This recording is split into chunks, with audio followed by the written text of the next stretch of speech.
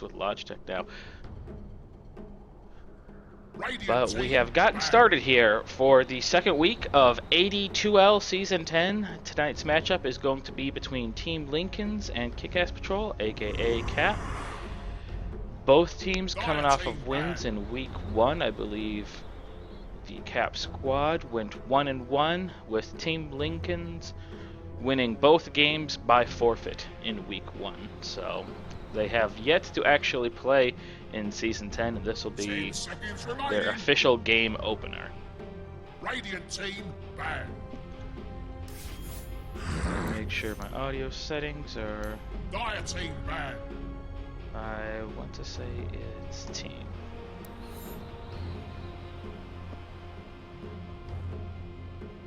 So the first set of bans coming out, you have Keeper of the Light being banned out by Team Linkens, and 10 seconds remaining. Fairly AoE-centric bans coming out from Kick-Ass Patrol, banning out the Enigma and the Earth Spirit. Earth Spirit, one of the heroes that's been added as of this last major patch to Captain's Mode, and it's presented a new strategic element for captains to either pick up or avoid as they see fit. In this case, they see fit to avoid it.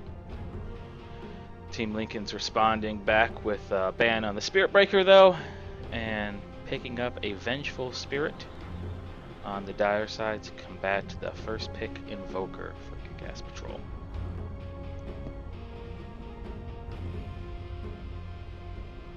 So far, the picks bans aren't too alarming, aren't too revealing. Just your average start of a match here so far. Invoker has been seeing a lot of love here recently. Reserve time. Since they retooled him a little bit. I'm gonna pull up his pick right here. Radiant team pick. Let's check the Shanghai qualifiers.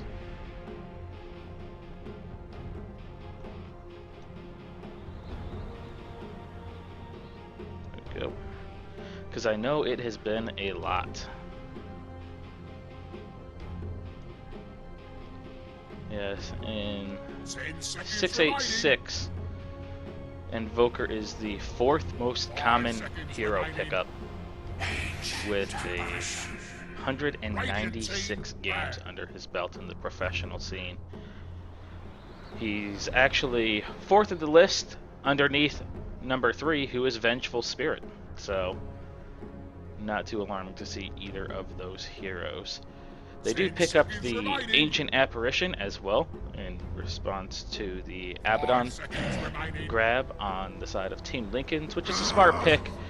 The borrowed time heal mechanic is pretty predictable as to when it's going to be going off anytime you're in a big team fight scenario. And even if you're late with the AA blast, he's only going to be able to heal up to a quarter or a half, and really it's that full second health bar that allows Abaddon to really escape from time to time. It's an extra delay, and 25% of his health pool doesn't do too much for him if he's not able to heal.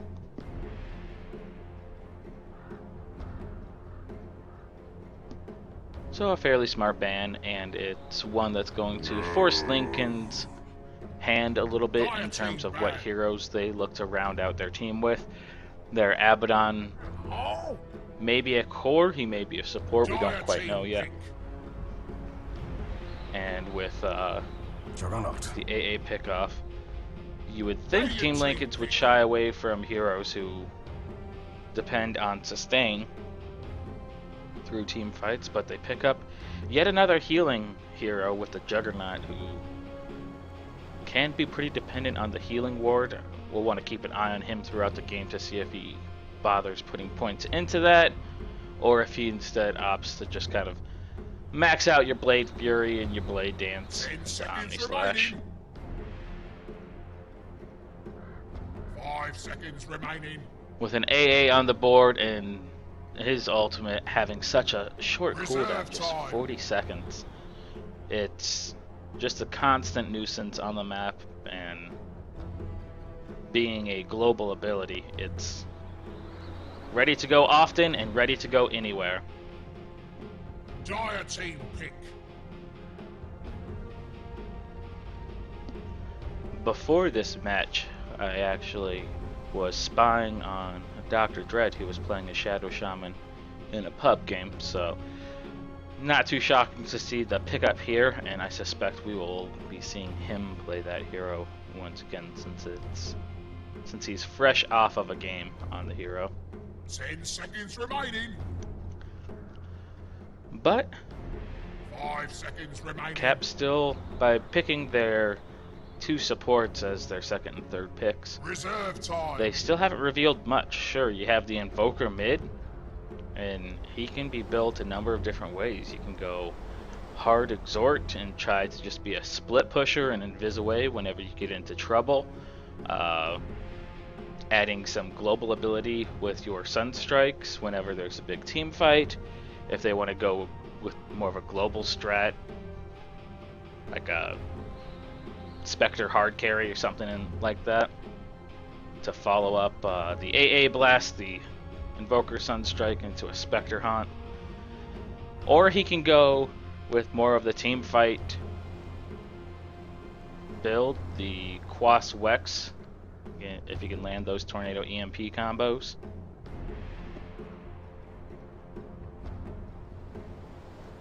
Team Linkens, on the other hand, they have the Vengeful Spirit and the Abaddon, who we now recognize as a core Abaddon with the pickup of the Disruptor, unless they really want to throw a curveball out there and try to play the Vengeful Spirit as a core, which is done. I believe it's the South American teams who are most notorious for doing that. Or is it? I think it was South America. South America or EU. Bristleback. Dire team ban. But I don't think that's going to be the case. I suspect we'll see the Disruptor Vengeful in the safe lane protecting the Juggernaut, trying to get him as much farm as possible, because he's definitely going to need it, as he's going to need to carve through the 5 seconds remaining. tankiness that is Bristleback. Reserve Got time. the high damage reduction. He often builds into additional armor items, or at the very least additional strength based items, and gets a lot of meat on his bones that you have to work through. So the damage output from Juggernaut is going to be very important. Luckily, with the Venge first pick, there is the Wave of Terror, which is going to help with some of that armor reduction. I'd like to see her build into a medallion and just further amplify that damage reduction that's going to be applied to Bristleback.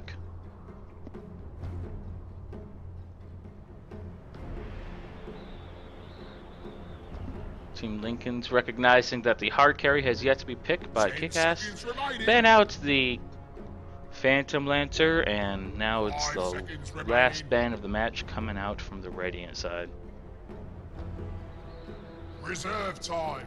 Team Linkens have been eating into most of their reserve time already, so they're not going to have a huge excess pool for their last pick, but you hope they have something kind of in mind for that already. With the Abaddon in play, I suspect we'll see him in the off lane. I'd like to see either a really tanky hero here, like a Dragon Knight mid, to help with some of their tower push capabilities, and provide a equally tanky frontline hero to match what they've done on the Radiant side with Bristleback, or someone who can help reduce armor even further.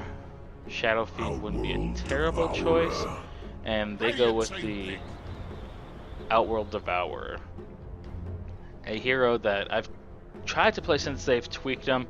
He's, in my opinion, much more powerful, much more potent, as his orb now applies a temporary int steal to heroes, so he can get off a lot of right-click damage pretty quick.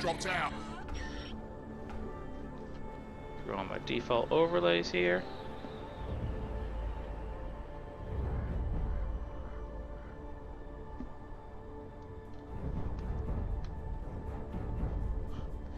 We lost an OD, uh-oh. So of course it's Dota. Dota wouldn't be Dota without a pause at the very beginning. I'm sorry guys, I'm got a scratch in my throat here for now. I'm gonna step away, grab a drink while these teams are paused, and when I come back, hopefully I'll beat this OD and I'll go through introductions. One moment.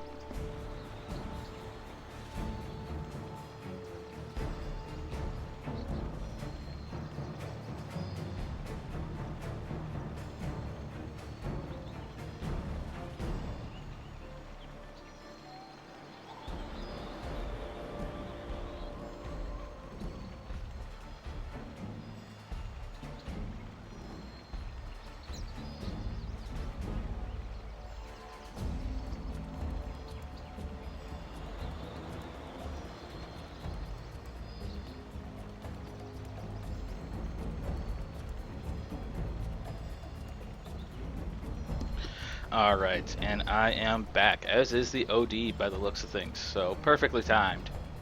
So going through introductions very quickly here, starting first with the Radiant side of the map.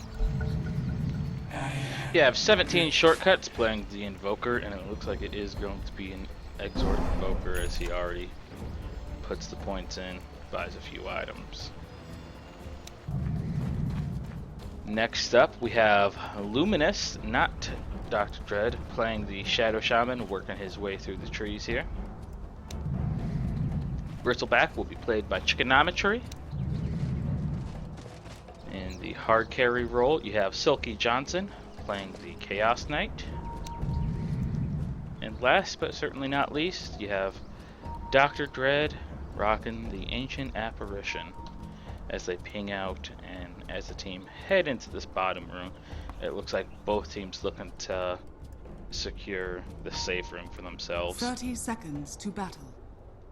Not taking any chances, clumping together, making sure nobody gets caught out by smoke, but not going to be the case in this game.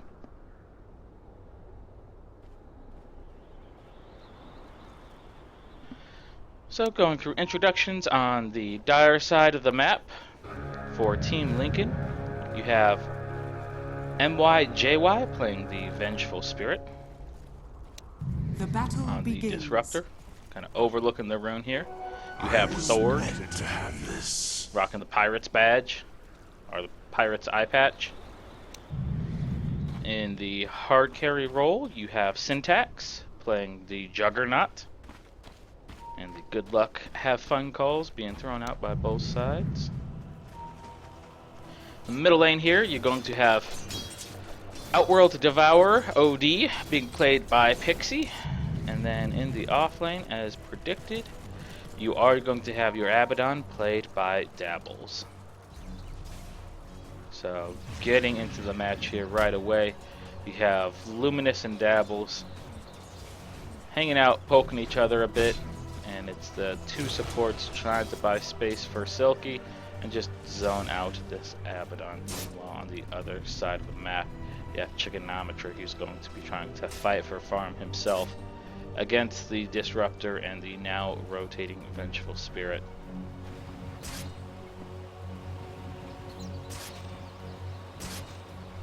Yep, and the supports on both sides of the map here just doing their best to zone out the opposing offlaner. But Trigonometry was able to get a very clever Observer Ward planted, and that is going to block the pull camp as soon as they pull it out once, I believe. Yeah, because he wasn't able to get there in time for the first wave. So Disruptor is going to go ahead and pull this one into this top wave, but you need to be careful when you pull like this, because if you pull without stacking, you actually wind up pushing your lane a little bit. And you'll see that here as they go ahead and finish this off. You are going to deny one or two of the creeps in the lane. there's damage in, or not damage, there's danger in the bottom here as Luminous picks up a double damage rune and decides to turn and face the chasing Abaddon. But, oh, he was able to do the pull through, so this creep wave is going to get destroyed and it's not going to push the lane back. But the damage done by the tower to the Radiant creeps actually surpasses what would have occurred if he had just pulled to that first neutral camp. But by getting the pull through, he's able to eliminate the entire wave and Bristleback intelligently heading over and getting a little bit of that leech experience himself. But now he's standing toe to toe with Vengeful, just trying to force his presence into the lane and keep him at bay. He does wind up eating a little bit of damage for both MY and Chickenometry, but nobody's worse for wear. Let's take a look at the last hits real quick, and you have the two hard carries pretty close to one another. Silky Johnson having a little bit more space thanks to the AA and Shadow Shaman here in the bottom lane. Is going to be up just a couple creeps, but nothing noticeable. In the mid lane here, you have Pixie sitting on quite a bit of mana, and 17 shortcuts a little less so. He has already picked up Sunstrike, so he's ready to go for that whenever needed. And both heroes just kind of trading blows with one another here. They're within 1 CS of each other, so nobody really dominating the lane at this point.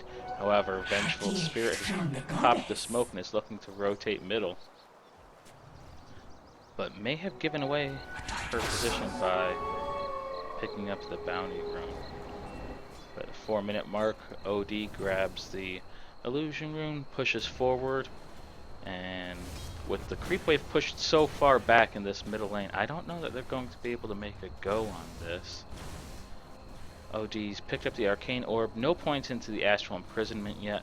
He is playing very aggressive, so you can see as he walks past his own creep wave here, he's even ignoring CS essentially. Now he's turned his focus back to it as VS rotates away. Meanwhile, it's Luminous who is making his presence known, being equally aggressive, and the illusions alone are going to do 2/3, or not quite, but a little over half his health and damage, as the Shadow Shaman tried to make something happen, but he was just way too visible, and Pixie was in a defensive position and even had MY standing behind him in case things did get a little bit dangerous for him. Dr. Dread, having stacked the camp here, is going to go ahead and pull it, which is definitely the right time to do so. Silky Johnson's pushed all the way up to about the river here, so this is going to allow him to fall back to where you want to be, which is right around here. You're outside of the tower range, but you can fall back to the tower whenever you're in trouble, and no one can really gank you, because they would have to come through here where you'd see them, or they'd have to come through here where you'd see them. So ideally, right here is kind of where you want to be farming, is the hard carry. Yeah, the first dive of the match, and it looks like it's going to be first blood one way or another, and it's going to go the way of Chickenometry, as the damage reduction is going to be enough to get him back to the tower, and blood being shed all over the place here as Invoker falls in the middle lane to... it was the Invoker and Shadow Shaman dying in the middle lane, both to OD. It looked like he had definitely had some help there from a rotating Abaddon and MY, but it's a 2-for-1 trade as Shadow Shaman and Invoker fall, but first blood going the way of Chickenometry. So OD's definitely going to be a dangerous hero that KAP need to be mindful of, but not the worst exchange for him there, because they were able to pick up first blood on a hero who's going to need to be there initiate for the time being until Silky Johnson's able to farm up his Nope. He has a bracer. They're going to make the go on Dabbles here, but I do not believe he's level 6. He's level 4, and the Cold Pea is going to keep him in place, but for good measure, Luminous shackles him anyway, and he's just essentially stun locked in this lane. And after that engagement in the middle lane, he had to walk all the way back to base. He teleported down and immediately died. So he's been, excuse me, essentially out of the game for the past minute or two, which is quite a bit so far in this game. Meanwhile, in the top lane, Trigonometry is playing very cautious, and even with 3 heroes from Team Linkens kind of diving after him, he knows they don't have the health pools to dive underneath the tower, and so he's keeping the creep wave equilibrium on his side as much as he can, and it's allowing him to find farm. You can see he's sitting at 22, which is essentially matching 17 shortcuts right now.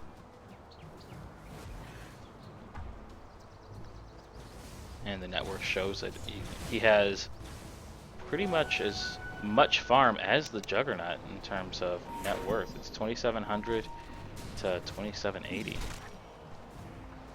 That's because he's able to just sit here, and you can see he's able to get these last CS as the supports have rotated away from the top lane to try to make something happen in the middle lane here.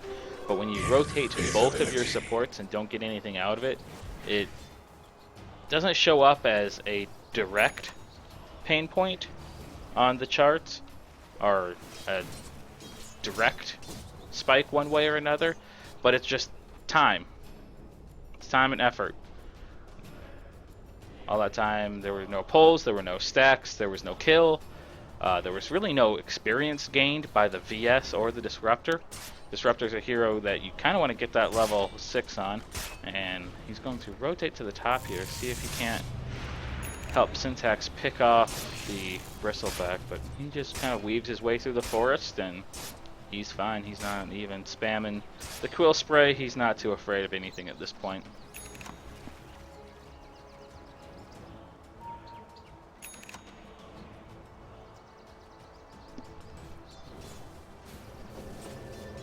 VS making a teleport here into the top lane where Syntax was able to find Dr. Dread walking forward to protect his Bristleback ally, but alone in the woods is not where you want to be against the Juggernaut, who has recently hit level 6 and even level 7. He's approaching level 8, but he's been itching for a chance to use that Omni Slash, and he was able to find it. Picking up the Void Stone now that he's completed both the Ring of Aquila and the Phase Boots. So it definitely looks like he's going to be going into the Battle Fury build. He's put 1 point into the Healing Ward thus far, and that's it. So we'll see if that AA Ice Blast is going to be any sort of deterrent, or if he decides he can only Ice Blast one of us. It's either the Abaddon or myself, and they try to just keep themselves separated in team fights. Taking a look at the levels here, you have a level 4 Vengeful, a level 4 Disruptor, and a level 5 Abaddon on the side of Team Linkens, and they're opting to put all of their experience into 2 heroes, the Juggernaut and the Outworld Devourer. Meanwhile, on the other side of the map, you have 17 Shortcuts, who's sitting on level 8. You have Trigonometry sitting on level 8, and Silky sitting on level 8. So it's kind of a 2 versus 3 strategy right now in terms of experience. Luminous is sitting on level 4 himself, so all the supports sacrificing experience as they've been rotating heavily throughout this game, trying to essentially mirror each other's aggressive rotations. And with all the rotations that have been made, it's fairly low scoring. 11 minutes 40 seconds into the match and only 5 kills. So usually at this level of MMR, you're expecting at least 1 per minute is kind of how I've noticed AD2L thus far. Luminous just hanging out in the river for a bit. I presume he was shopping. I'm not quite sure, but he saw Pixie walking down the ramp at him and tried to catch him out with a hex, and Vengeful was right behind him, and he was not able to make his escape.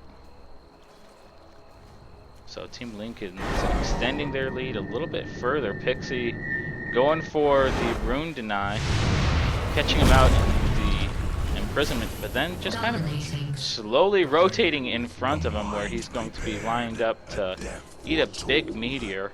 And Invoker standing his ground is unfortunately going to fall and not get the reciprocation kill, as Vengeful was once again there to provide an assist for the middle OD.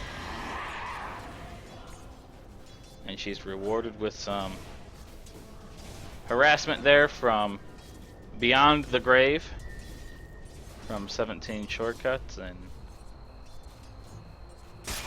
OD's starting to become a threat.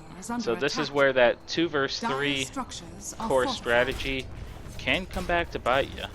You have the top 2 cores from Team Linkens sitting at least 400 or 500 gold above the top 3 cores from Kick-Ass Patrol. Dire's bottom tower is under attack. Creep equilibrium, I feel, has always been slightly in favor of Kick-Ass Patrol thus far.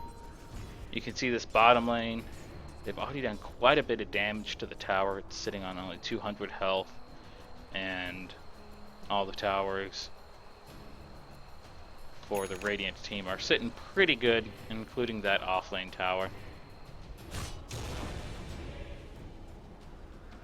Syntax has his Omni Slash up and ready to go once again, so he's looking to use it, trying to catch somebody out here once again in the jungle, but it's not going to be there this time.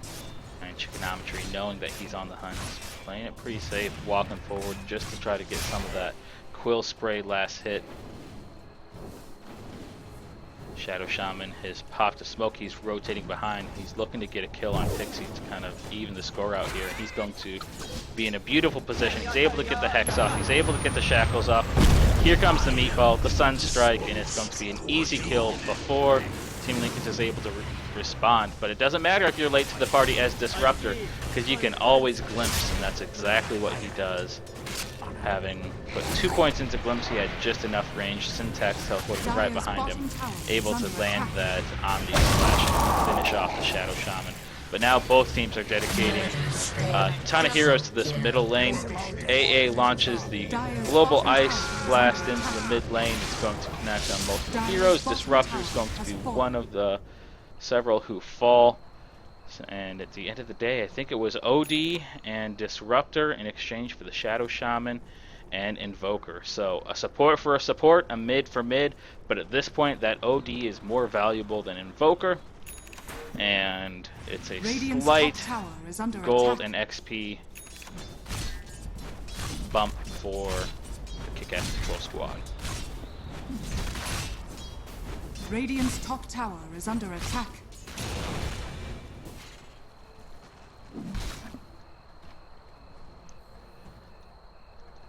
Meanwhile, Dr. Dread was able to get some experience down here in the bottom lane. He must have just hit level 6 before that fight, because he's sitting on level 6 with 52 experience. Invisibility. But there's multiple stacks being built up in the Radiant jungle here. We'll look for probably Chaos Knight to take advantage of those if they're not caught out beforehand. Bristleback this time with an invisibility rune and 17 wand charges. He's going to sneak behind the tower. He's going to find multiple heroes, and it's Luminous caught out of position here. He gets a little bit too aggressive and doesn't fall back with his allies. He's caught out by the Vengeful and dropped by the Juggernaut. But with so many KAP members here in attendance, they're not going to let their fallen comrade go without a fight. They get a reciprocal kill, dropping the Disruptor, and then turn their focus onto the Abaddon. Melted his ult was not able to survive there. Big Meatball landing against 2 heroes is going to finish it off, and it looks like this is going to be a full team wipe as Silky, Johnson, and the rest of the team chase down the last standing man, which is Vengeful Spirit, Dire's top and tower is being under attack. relatively low level and so early in the game, Shadow Shaman's already responded, teleported into the top lane, and regrouped with his allies. He has his Serpent Ward ultimate, and 2 out of the 3 cores, or 2 out of the 2 cores, I should say at this point, from Team Linkens are going to be down for another 2 seconds. And with the Shadow Shaman ult, they should be comfortable to push this a bit forward. But with Bristleback deciding, hey, we've had enough, they actually fall back. I would have liked to see them use that time, that 10 seconds, get aggressive, walk forward. If they see multiple teleportation rotations, then maybe backed off. But if you throw out the wards, you're still sitting. You can see everyone's relatively high on health with the exception of Chaos Knight. And I'm guessing it was just the lack of mana outside of the Shadow Shaman. That was the issue. But they opt to use those wards instead on the middle tier 1. Definitely the safer choice. And middle tier 1 is just as, if not, I'm going to say just as valuable as the top tier 2. Because it helps you control some of the map here. But now it's Team Linken's turn to Radiant's middle tower is under chase attack. and dive, and I don't know if they're going to be able to catch Bristleback. It looks like they're just not able to do so. Disruptor opting to max out Thunderstrike in equal parts with Glimpse instead of maxing out Glimpse in its entirety. Otherwise, I think he would have had... Oh, it was on cooldown, so that's the reason why. So it may not have been the range. He was probably in the range of the Bristleback. Radiant's middle tower has fallen. So even dropping the Snake Wards here on the middle tier 2 tower does a fair amount of damage, but it's not worth it at the end of the day, as they lost 3 heroes, I believe. I think it was the Invoker, Bristle, or excuse me, not Bristle, he made the escape. The Invoker, Shadow Shaman, and Ancient Apparition. Taking a quick look at the net worth charts here, you can see it's been kind of back and forth, never too dramatic, until KAP was able to get that big team fight, fully team wiping them. And then they took a tower, jumped them above the 4K mark, and then instead of pressing their advantage, falling back as a team and probably heading back into the jungle, they opted to play a sort of pseudo-aggressive role where they half split up and half pushed into the middle lane with 1 or 2 seconds they had remaining, and it cost them as Team Linkens were able to respond, get in position, and defend with a full health pool, full mana pool. Snake Wards up again, AA Blast coming out for good measure. It's going to land against VS, who's force staffed away by the Vengeful Spirit. But the Sunstrike's going to be on target here from the Invoker, and it's going to finish off the VS. Excellent sniping ability coming out from 17 Shortcuts there. Luminous acting as the front line, so stepping forward and catching Dabbles out with the Hex into what appeared to be the Shackle. He got brought back by the Chaos Knight, and now they're just ignoring this tier 2 tower, which is at full health, and diving into the enemy squad. They've split up. There's 2 support heroes in the top jungle. There's 2 core heroes down in the side shop, and so I suspect we're going to see at least 2 dead here, maybe 3, as they're able to finish off the AA support. OD does find Luminous in the jungle there. He finishes him off, so it's a 3-for-0 trade as they're able to finish off the tier 1 tower in the middle lane, which was only at a couple hundred HP. But then they just straight ignored the tier 2 tower and started fighting back here. Following that up, it's Team Linkens who look to press their advantage and smoke up, head into the jungle, catching everyone but Pixie, but I think it's going to be Pixie who's spotted out here and doesn't look good. So Silky Johnson may or may not have seen OD rotating there, but he knows he can't do it alone. And with the DS on the team here and the Medallion of Courage, they're going to be able to drop Roshan's armor enough to make relatively short work of him. And they pick it up and it goes to the OD, so definitely leading the charge right now. He has picked up a Hand of Midas, so he's, by the looks of his build, looking to take this fight as late as possible. Get the most out of that item. Meanwhile, Juggernaut has prioritized and finished his Battle Fury and is on to the Yasha now. He's picked up an Ogre Club. Not sure if this is going to be for a BKB or if he's looking to assign Yash. I suspect it'll probably be the BKB here to avoid some of the lockdown potential coming out from even the Invoker as he starts to use Tornado, Shadow Shaman, the stuns from Chaos Knight, etc. Feeling comfortable with their lead now, and the Aegis on hand. Linkens are looking to push forward here. Big AA Blast is actually going to catch 2 or 3 heroes, but as Bristleback surges forward to try to take advantage of that, he's completely melted.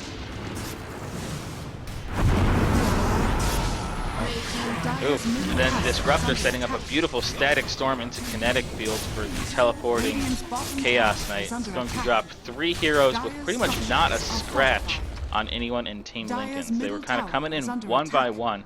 You had the Bristleback come around the jungle by himself, get dropped immediately. You had the teleportation from CK, which was immediately just static stormed and kinetic fielded, and 3 heroes down. This is going to be a very early tier 3 tower, going down to 23 minutes here, and they are going to stay and look to racks. Is in place. You have Bristleback back up. The AA Ice Blast coming out. It's only going to connect on 2. It's the OD and the BS. The OD still has that Aegis, so you shouldn't be too afraid.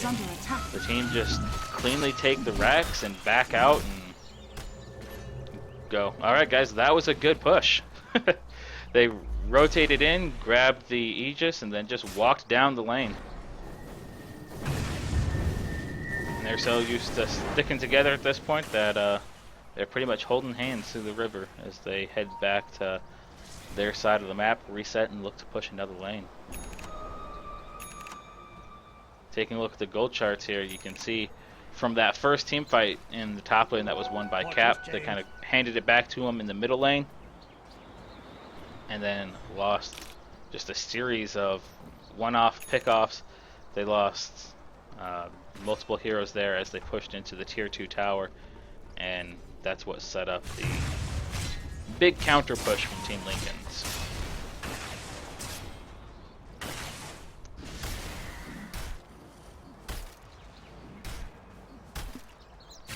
Taking a quick look at items, but before we do that, it's MY who's going to find Chaos Knight in the Ancient Jungles, or the Radiant Ancient area. He's going to swap stun him out of place, and he's going to be unfortunately stuck in the waiting arms of Disruptor and team, so he goes down, and with one of the biggest cores from KAP out of the game here, they're going to look to once again play aggressive. They still have the Aegis. They've finished a Scythe of Ice on the OD. You have Dabbles running very offensively here, popping Burrow time as he dives well behind the tower. Now it's just kind of a game of keep away as Disruptor and BS try to keep the Radiant squad at bay as the OD and Juggernaut take down the tower, but the OD's deciding to step forward. Is going to be caught by a meatball, eventually dropped, comes back with the Aegis. He's last man standing now, tries to force that himself away, throws himself into an astral prison, but he's not escaping that prison, and 17 shortcuts knows that he leaves OD to his fate, surges forward trying to catch out any stragglers that he winds up getting his hands on. MYJY, so it's one more pickoff going in favor of the Radiant here, and this may be their chance. That's a 4K gold swing, a 4K experience swing. They didn't lose any heroes. They expended a little bit of mana off of Luminous, but beyond that, nothing too painful. They don't have Mass Serpent Wards yet, but now they do. And it'll be ready to place uphill in in preparation for the defense here. Abaddon commits his buyback, which may not have been necessary with the Jugs and Disruptor in play, but he decides it's worth it. They drop the Snake Wards, they don't eat too much damage to their tier 3 tower, and they buy time for VS to revive. He's back on his way, and now OD's back in the mix. OD immediately teleporting to the top lane to recover some of the farm he lost while he was dead. So now that, drop that chart. Now that both squads have kind of retreated back into their respective sides of the map to push out this bottom lane, which is going to be a constant threat. You can see where they tried to push the middle lane, and as they did that, there's nothing left down here. The creeps have, yeah, that's a very good circle, isn't it? No, the creeps have destroyed all of the little ancillary buildings, the quote-unquote buildings and towers that are so ingeniously named, as well as even the effigies that were kind of in position down here in the bot lane. So it's a direct shot straight to the tier 4 for any creep that makes it into the base at this point. See, as they push this tower, how far back the supports are. You have Juggernaut and OD in the front lines here, and VS and Disruptor playing way far back, ready to support their cores anytime it's needed. You have Abaddon, who's kind of your initiator here, throwing shields around and willingly diving behind towers. Radiant's top tower is under attack. With the vision in place and the supports behind them, the cores have nothing to fear as they take 2 consecutive towers with no response coming out from KAP control.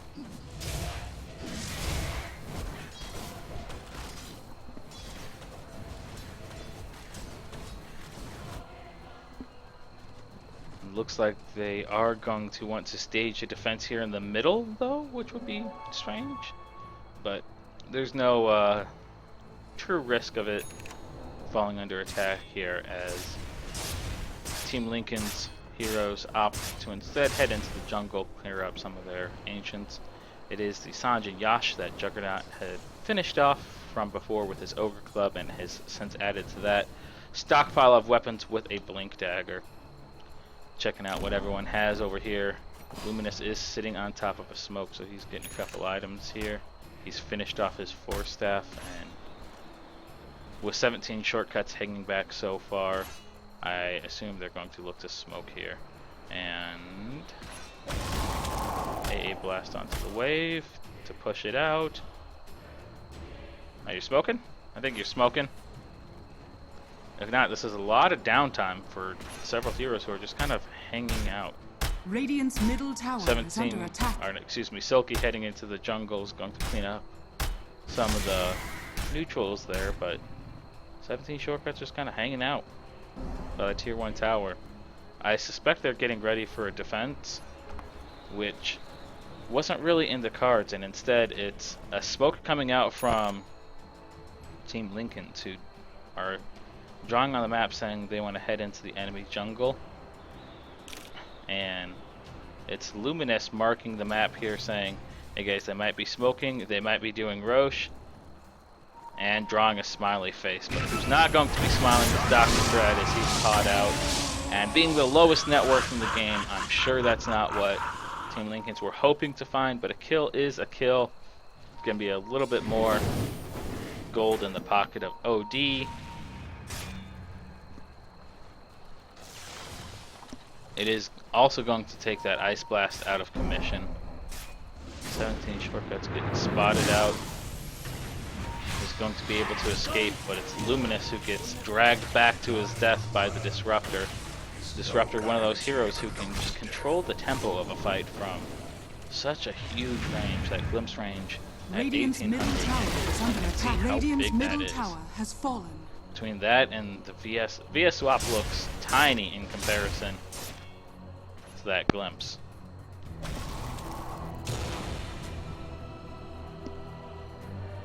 So now they head out together once again. They're going to poke their head into the Roche pit, hopeful to see the respawned monster in his cave, but he's not there, so Odie's hanging out for now.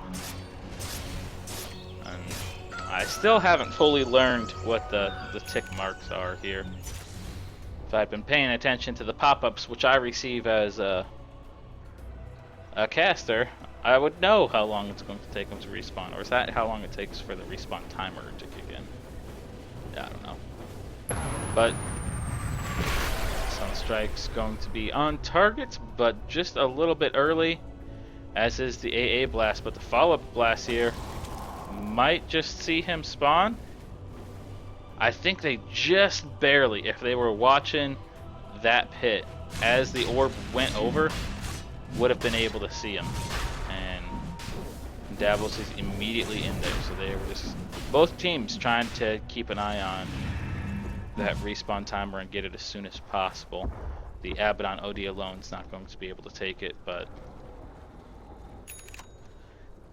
with Vengeful walking up here and providing some of that armor reduction, he should be able to drop it into territory. Sunstrike into the pit though, so they are going to see Roche's in there. They are going to see Roche's low, and you got Kings coming up from 7 saying, hey guys, they're in there. But you can see just the chunks of health being taken off here. Nobody in position Roshan has fallen to the the downward. Radiant squad to do anything about this. They have to just let it go, and it's once again picked up by OD.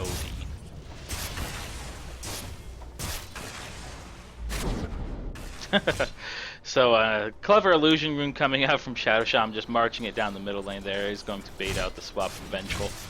It's a relatively short cooldown as an ultimate, just sitting up 40 seconds itself, matching AA's Ice Blast, but always fun to see those things kind of get picked off and functional as illusions. Invis in the top room. This could be powerful if someone picks it up. But for now, it's going to be the entire Team Linkens squad who smoke up once again, and they're suspicious that the Radiant squad are in their jungle. They're spread out quite a bit. They're heading into the high ground where they have no vision, but their smoke's not popping. It's because the entire KAP squad are sitting in their base. You have Shadow Shaman hanging out where the tier 1 used to be, keeping an eye on Silky Johnson as he farms the lane. You have Chickonometry just sitting in base, and he's actually going to reveal the smoke, pop the smoke, MY, throwing out the Wave of Terror there against Silky Johnson, but he was in too defensive a position to be caught out, so it's going to be, I think, the first truly wasted smoke from Team Linkens. Who now with their Aegis, it looks like are going to try to mount an uphill offensive here as they push the middle wave out, clear up the last creeps, and we'll see if KAP are able to defend this middle lane. One thing to keep an eye on is there's a wave of creeps here that's doing some significant pushing itself in the top lane. Top lane, it's Chickonometry who gets caught out a little bit, but it's just bait for now as the meatball lands against 2 and is able to drop OD for the first time. He'll respawn with the Aegis. Got Static Storm Kinetic Field coming out from Thorg. I almost called him Thong, but Thorg. Trying to contain Silky Johnson as he dives after the backline heroes, but he's not able to finish them off. Meanwhile, on the other side of the fight, Pixie was able to drop the supports from Kick-Ass Patrol, so it's a 5-for-0 exchange. Well, a 4 for Aegis exchange, going in favor of Team Linkens. It's going to be about 3,000 gold, a little bit more, and about 5,000 experience. 17 shortcuts forced, just and Viz out of here. He's the last man standing. He's trying to make something happen, but there's just too much disable at this point. He pokes his head up just a second. He gets scythed by OD. Middle Rax is gone, and that giant creep wave has since pushed its way to the top tower, started working on the tier 3 tower in the top lane for Team Linkens already, and it looks like that's just going to be game, as there's no buyback left on the Radiant squad. That's all 3 sets of racks at 37 minutes.